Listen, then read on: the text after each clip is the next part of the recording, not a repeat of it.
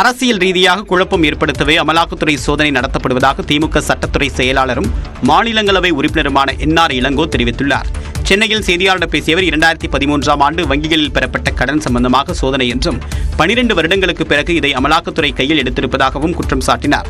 அரசியல் அமைப்பின் பால் திராவிட முன்னேற்றக் கழகமும் மாண்புமிகு தமிழக முதல்வரும் எழுப்பிய நியாயமான கோரிக்கைகளை எதிர்கொள்ள இயலாமல் திராவிட முன்னேற்றக் கழகத்தின் மீதும் அதனுடைய அமைச்சரவை மீதும் களங்கம் கற்பிக்கவே இதுபோன்ற காலம் கடந்த சட்டத்தின் பால் அல்லாத சோதனைகள் நடைபெற்று வருகின்றன.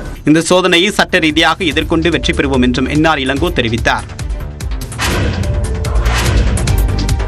வங்கக்கடலில் உருவாகியுள்ள காற்றழுத்த தாழ்வு பகுதி காரணமாக தமிழ்நாட்டில் சில மாவட்டங்களில் கனமழை பெய்ய வாய்ப்புள்ளதாக சென்னை வானிலை ஆய்வு மையம் தெரிவித்துள்ளது. தென்கிழக்கு வங்கக்கடல் மற்றும் அதனை ஒட்டிய பகுதிகளில் மேல் நிலவும் வளிமண்டல மேலடுக்கு சுழற்சி காரணமாக தெற்கு வங்கக்கடலில் காற்றழுத்த தாழ்வு பகுதி உருவாகியுள்ளதாக வானிலை ஆய்வு மையம் கூறியுள்ளது. மேலும் தென்கிழக்கு வங்கக்கடல் பகுதிகளில் இருந்து தென் தமிழகம் வரை வளிமண்டல சுழற்சி நிலவுவதாகவும் தெரிவித்துள்ளது. இதன் காரணமாக ராமநாதபுரம், புதுக்கோட்டை மாவட்டங்களில் திங்கட்கிழமை கனமழை பெய்ய வாய்ப்புள்ளதாக கணிக்கப்பட்டுள்ளது. செவ்வாய்க்கிழமை புதுக்கோட்டை, தஞ்சாவூர், திருவாரூர், நாகப்பட்டினம், மயிலாடுதுறை மாவட்டங்களில் கனமழை பெய்யலாம் என்றும் தெரிவிக்கப்பட்டுள்ளது. சென்னை மற்றும் புறநகர் பகுதிகளில் லேசான மழை பெய்யலாம் என்றும் கூறப்பட்டுள்ளது. இந்நிலையில் நியூஸ் 18க்கு பேட்டியளித்த தனியார் வானிலை ஆய்வாளர் ஸ்ரீகாந்த் காற்றழுத்த தாழ்வு பகுதியால் வெயில் அதிகரிக்க வாய்ப்புள்ளது என்றார். இந்த குறைந்த காற்றழுத்த தாழ்வு பகுதி மேலே போகும்போது பெரும்பாலும் நமக்கு வறண்ட வானிலை தான் தமிழகத்தை பொறுத்த வரைக்கும். ஏன்னா இது கரைக்கு அருகே நமக்கு வரதுக்கான வாய்ப்புகள் ரொம்ப குறைவு.